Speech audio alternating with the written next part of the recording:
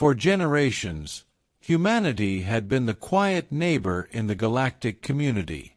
Not the strongest, not the most technologically advanced, not even the most resilient by Kryll hegemony standards.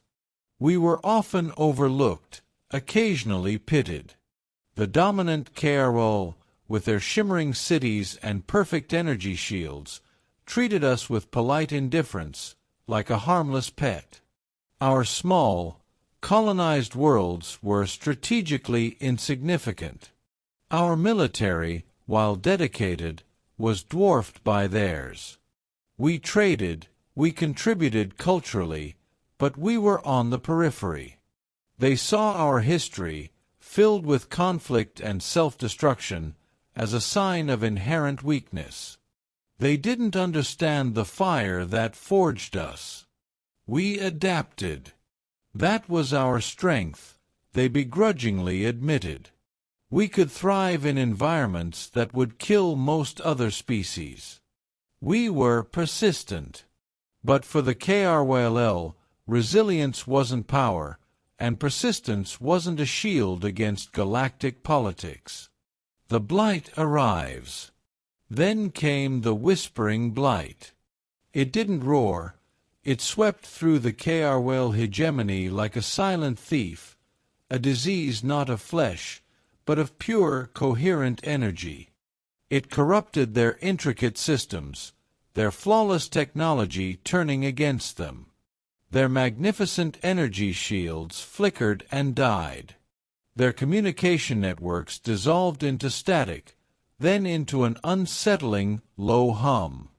Their perfectly ordered society descended into chaos. The Kryll, a species that had never truly faced a threat they couldn't analyze and neutralize effortlessly, were utterly unprepared. Their absolute reliance on interconnected systems became their fatal flaw.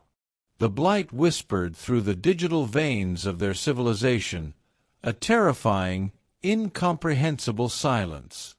A desperate plea. Desperate, with their glorious cities dimming and their population centers isolated, they turned to the periphery. They turned to us. Their pleas were humbling.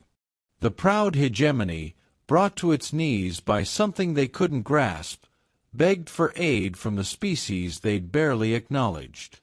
We, the adaptable, the persistent, were now their only hope. Our initial assessments were grim. The Blight wasn't a virus.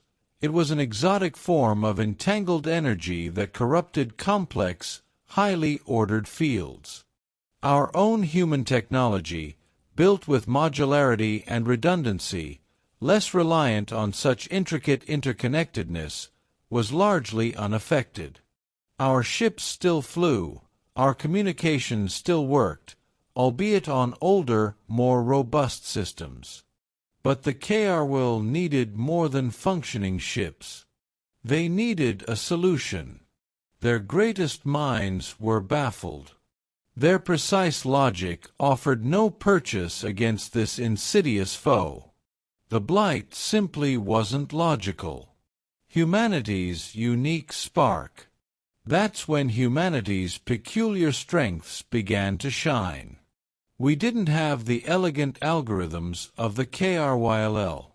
But we had something else, a history of solving problems with whatever we had on hand, a knack for lateral thinking born from centuries of overcoming limitations.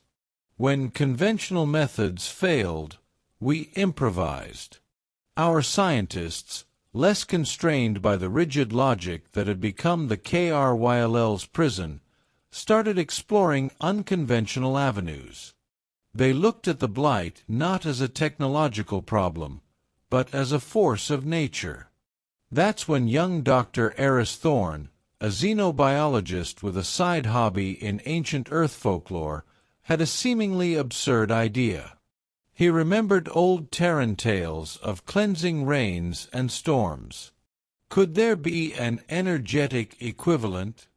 Could a specific type of energy, not designed for logical interaction, but for raw, chaotic disruption, simply disrupt the blight through pure, overwhelming resonance. He proposed the blight, with its almost perfect energetic order, might be vulnerable to absolute, fundamental disorder, a noise so profound it would cancel its delicate whisper. The Kryll initially scoffed. Rain. A primitive concept. But desperation breeds open-mindedness. With nothing left to lose, they agreed to allocate resources to Dr. Thorne's team. The Cleansing Storm. Thorne's human team, bolstered by a few pragmatic Kryll, searched for a counter-resonance. They experimented with controlled energy bursts, with focused sonic waves, with anything that might disrupt the blight's pervasive hum. Weeks turned into months. Kryll worlds continued to fall silent. The pressure was immense. Then, a breakthrough. A young human engineer, Kale, noticed an anomaly. A specific combination of pulsed energy, oscillating at a frequency that seemed almost chaotic, caused a temporary, localized disruption in a small blight sample. It wasn't elegant. It wasn't logical. It was messy. It broke every rule of Kryll energy manipulation. It was, in short, a quintessential human solution. Dr. Thorne and his team pounced. They refined the chaotic pulse, focusing its raw energy, shaping its unpredictable rhythm. They theorized the blight, being a highly ordered, almost crystalline energy structure, was vulnerable to extreme disorder, energetic noise that would overload its delicate structure. They called it the Cleansing Storm.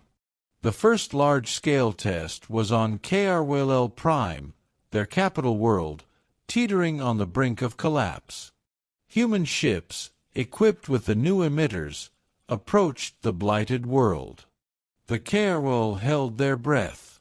What happened next defied all Kryll understanding. The blight didn't simply dissipate, it fractured. Its coherent structure shattered under the onslaught of pure energetic disorder. It recoiled, not with a graceful retreat, but with a violent, shuddering collapse, pushed back by the sheer, unbridled unruliness of the human solution. The pervasive hum sputtered into silence. It wasn't a perfect fix. The Cleansing Storm left residual energy fluctuations, requiring further refinement. But it was a reprieve. It was hope where there had been only despair. The new galactic order. Word spread like wildfire. The seemingly weak, peripheral humans had done the impossible. They found a solution where the mighty Kryll had failed, not through superior logic or technology, but through chaotic ingenuity, a willingness to embrace the unconventional. The Kryll hegemony was saved, not by their own brilliance, but by the adaptability and unexpected creativity of the humans they had once dismissed. The reins of Dr. Thorne's ancient Earth folklore had come to the stars, not as water, but as a storm of pure, disruptive energy.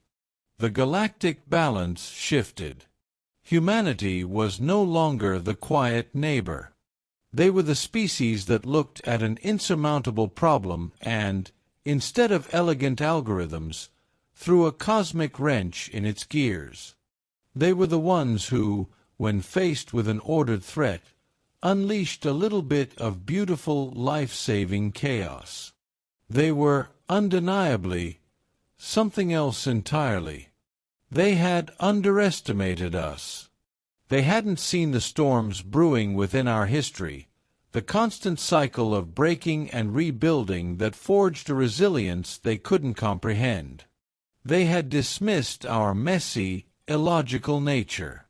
They would not make that mistake again. The galaxy had learned that day, Never, ever underestimate the species that looks at a flawless system and wonders what would happen if you just shook it really hard. Humanity. We might not be the strongest, fastest, or most logical. But when the chips are down and the elegant solutions fail, well, we have our own way of weathering the storm. And sometimes, that's exactly what the universe needs.